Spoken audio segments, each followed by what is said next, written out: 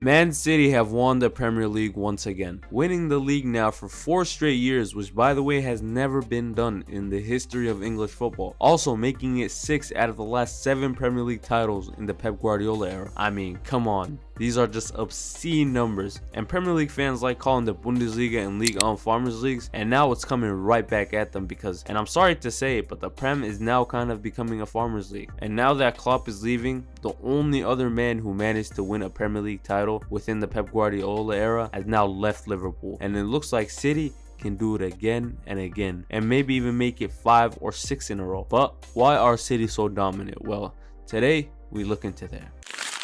We're not here just to take part, we're here to take over. Well, let's start with the most obvious reason for Man City's success: recruitment and signings. I know what you're thinking right now. Well, they just buy the best players in the world for the most outrageous sums of money.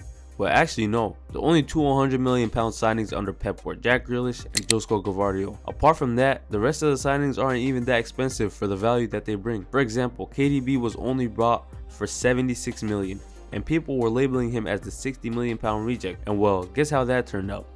He's now not just the best midfielder in the world right now, but in Premier League history. Other crucial players that were amazing pieces of business include John Stones for £55 million, Kyle Walker for £52 million, Bernardo for $50 million, Rodri for $70 million, Ruben Diaz for $71 million, and the list just goes on and on. As we can see, the conception that Man City just spent outrageous sums of money for the best players in the world is kind of a lie. Man City, in my opinion, have the best recruiting system in world football, always buying players who suit the system and philosophy at the club. Another reason that ties closely to that first point is that Man City know when to let go of a player. If a player shows a desire to leave the club, they're allowed to leave, and Pep never really gives them a hard time.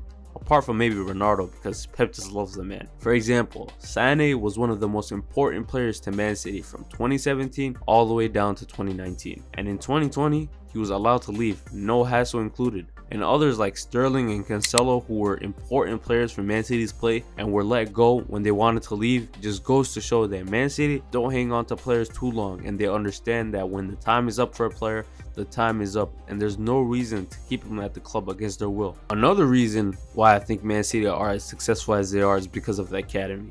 Apart from the obvious ones like Foden, Sancho, and Palmer, Man City have produced some of the most young, exciting players in the world. Jeremy Frimpong, Brahim Diaz, Romeo Lavia, and Michael Olise are all players that have been produced by Manchester City, and even current City players like Rico Lewis and Oscar Bob are prime examples that show that Man City are up there when it comes to producing high quality talent. And with this breakout Phil Foden season where he got 27 goals in all competitions, just shows that the slow integration to the squad by Pep worked out just like he planned it out to. Talking about planning, Pep is the greatest tactical mind in football history, and I don't think it's a debate. And well, without him, none of the success would have happened for Manchester City. I mean, season after season, it seems as though Pep finds a new innovative way to win the Premier League. Whether it be the touchline to speedy wingers he used in 2018, or the false 9 season where Gundogan, Foden, and De Bruyne all played false 9 in 2021, inverted fullbacks in 2022, and the 4 center backs used this season and last, Pep has won the Premier League in every way imaginable. And man, it's absolutely outrageous that one man can come up with the most outrageous ideas, and time again they end up working no matter how outrageous they might seem. And the last point I want to talk about is the mentality. Think about it like this: if you won the league title every season, you would eventually get bored of it, right? Well, with Man City, that's not exactly the case, and even the players will tell you that Pep always finds a way to keep them motivated. Every time Man City seem as though they are slowing down and that they might not win the Premier League that season, out of nowhere they end up going on a 20-game win streak and end up winning every single game from February to April. And it's not just a one-off thing either.